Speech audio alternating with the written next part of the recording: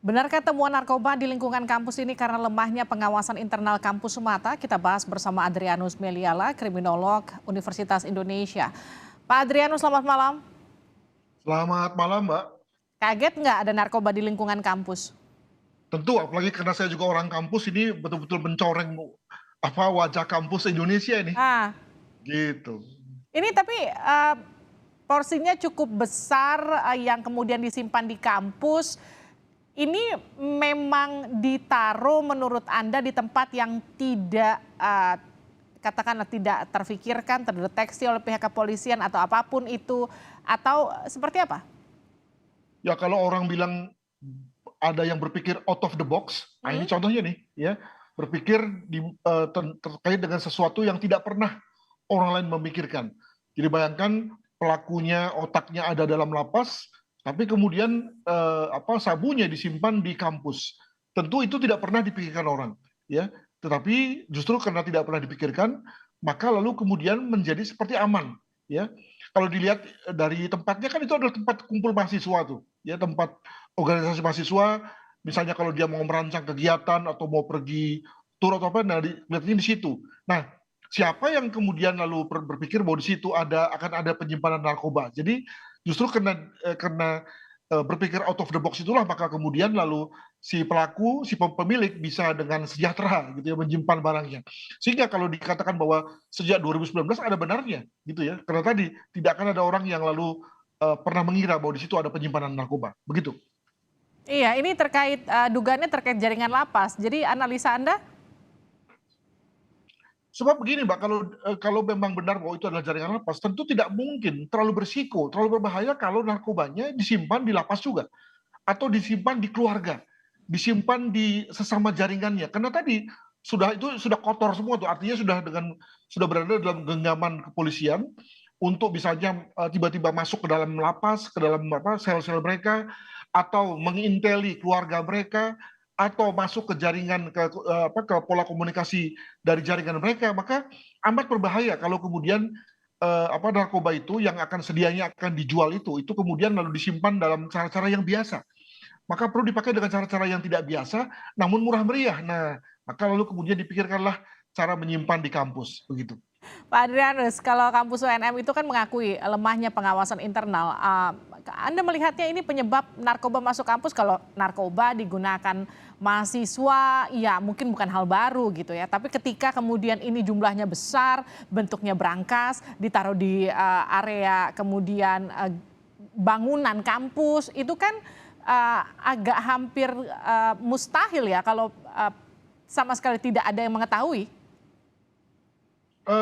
Kalau tadi dikatakan bahwa di antara 6 orang yang sudah ditangkap itu adalah mantan mahasiswa begitu ya, maka mungkin mereka lah yang punya akses dan kemudian lalu menguasai dalam tanda kutip akses tersebut gitu ya, sehingga kemudian mereka tahu di situ ada tempat aman, lalu menyembunyikannya dan mengaburkan sedemikian rupa sehingga kan begini Mbak, masalahnya kan para aktivis mahasiswa itu kan juga berganti-ganti tiap tahun ya, Mhm. come and go gitu, sehingga tidak ada kemungkinan besar tidak ada satupun orang yang amat mengetahui ya, amat punya akses pada tempat itu, apalagi kalau kita bicara mengenai kasus COVID kemarin di mana sekitar 2 tahun, tadi betul Pak Wareknya mengatakan bahwa selama 2 tahun memang kampus sepi, ya alhasil tidak ada orang yang betul-betul bisa menguasai tempat itu, tidak ada orang yang betul-betul mengetahui lika-liku tempat tersebut kecuali mereka yang memang sudah dari awalnya memang menjadi jagoan di sana. Nah itulah celah yang kemudian menjadikan mereka bisa dengan sejahtera ya, dengan aman, sentosa gitu menyimpan barang tersebut. Menutup celah seperti itu apa yang harus dilakukan Pak Adrianus?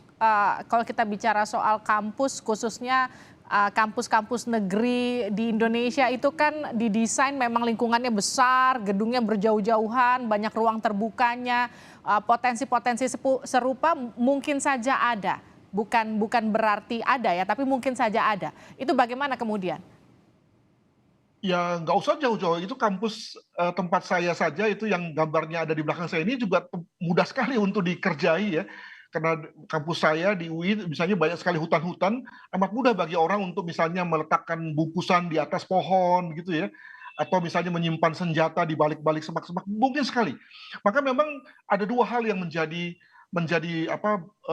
deterrence. Yang pertama adalah adanya akses masuk dan keluar yang terjaga, yang termonitor ya jangan biarkan ada akses masuk yang kemudian siapapun bisa lalu lalang tanpa termonitor oleh CCTV misalnya atau oleh satpam, sebab itu akan membuat amat rawan. Yang kedua adalah kita pakai alat bantu. Nah, sekarang sedang model, sedang tren penggunaan CCTV.